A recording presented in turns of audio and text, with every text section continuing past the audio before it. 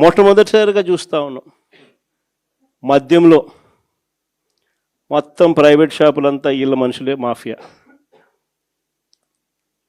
Private షాపులన్నీ వీళ్ళ మనుషులే lottery పద్ధతిలో అంతా వీళ్ళ మనుషులకే ఇచ్చుకున్నారు. వీళ్ళ నుంచి మొదలు పెడితే ఆ తర్వాత గ్రామ స్థాయిలోకి బెల్ట్ షాపులు పూర్తిగా విస్తరించినారు. ఆక్షన్ను పాడి మరి ఏ కార్యకర్తకి ఇవ్వాల వాళ్ళు ఆ కార్యకర్తలు వాళ్ళు కొట్టుకోకూడదు కాబట్టి మళ్ళీ ఆక్షన్లు మాడి మరి బెల్ట్ షాపులు ఇస్తూ ఉన్నారు. మళ్ళీ గ్రామాలలో బెల్ట్ షాపులు నడిపేదానికోసం మళ్ళీ పోలీసుల దగ్గర నుండి నడిపించే కార్యక్రమం. మందు షాప్ పక్కనే పర్మిట్ రూమ్. ఎంఆర్పి రేటుకి ఎవడు అమ్మడు. బెల్ట్ షాపుల్లోకి చేరేసరికి ఎంఆర్పి ప్లస్ 10 రూపీసా ప్లస్ 20 రూపీసా ప్లస్ 20 రూపీస్ ప్లస్ 20 రూపీస్. పక్కన బెల్ట్ షాప్ పక్కన షాప్ పక్కనే పర్మిట్ రూములు. ఆడైతే ఏకంగా పెగ్గులే.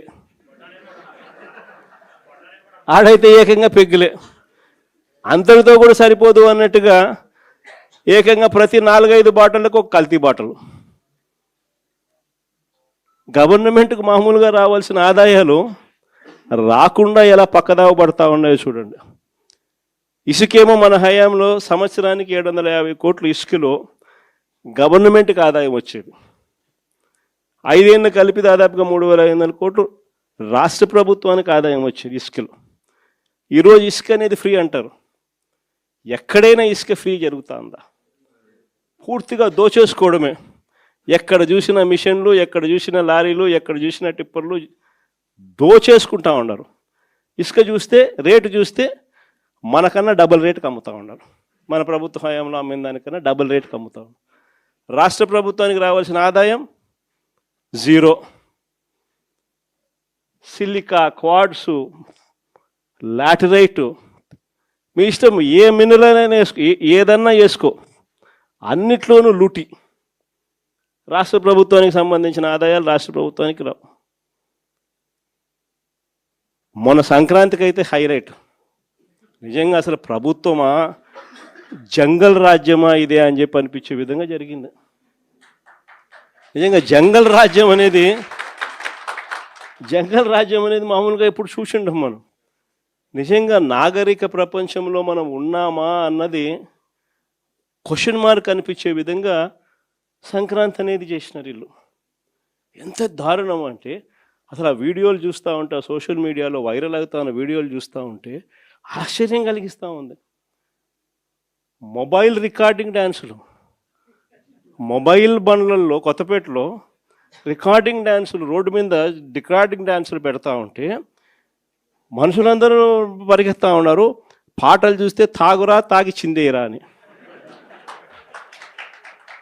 రికార్డింగ్ డ్యాన్సులు, దారుణమైన స్థాయిలో రికార్డింగ్ డ్యాన్సులు. మొబైల్ వ్యాన్లలో ఏకంగా లిక్కరు, మొబైల్ అసలు ఏ స్థాయిలో జరిపినారని అంటే ప్రతి నియోజకవర్గంలో ఆక్షను. ఇవన్నీ చేయడానికి ఆక్షను. మా పులివెందులలో కూడా 3 కోట్ల కంటెస్ట్ చేసిన ఎమ్మెల్యే 3 కోట్లకు అమ్ముకున్నాడు. వీళ్ళు ఎక్కడెక్కడి నుంచో వచ్చి అక్కడ సెటప్ చేస్తారు. 9 సెంటర్లలో 8 సెంటర్లలో పెట్టుకుంటారండి. టికెట్లు దోచేయడము. ఆశ్చర్యం ఏంటంటే ప్రభుత్వం దగ్గర నుండి చేయిస్తుంది. ఎమ్మెల్యేల కింద, చంద్రబాబు కింద, లోకేష్ కింద అందరూ పంచుకోవడం, పోలీసుల కింద. అసలు ఇటువంటి పరిపాలన, ఇటువంటి పరిస్థితి ఎప్పుడు కూడా చూడలే. ఏ స్థాయిలోకి వెళ్ళిపోయిందనంటే ఈ జంగల్ రాజ్యం అనేది నిజంగా అనుకుంటేనే ఆశ్చర్యం కలిగించే విషయం. ఓ డిఎస్పీ అనేవాడు మైక్ పట్టుకుంటాడు, యూనిఫామ్లో ఉన్నాడు, మైక్ పట్టుకున్నాడు, ఊపేయి కుదిపేయి అంటాడు. డిఎస్పీనా అసలు ఇది ఏం మనిషి వేయడని చెప్పి అర్థం కావడం అసలు. అంటే భీమవరం మీటింగ్లోనే అసలు ఇది నిజంగా సమాజంలో ఉన్నామా లేమా, అసలు ఏం జరుగుతూ ఉంది? జంగల్ రాజ్యం అంటే ఇది కాకపోతే ఇంక ఏ రాజ్యం ఇది అని చెప్పి ఆశ్చర్యం కలిగించే విషయాలు.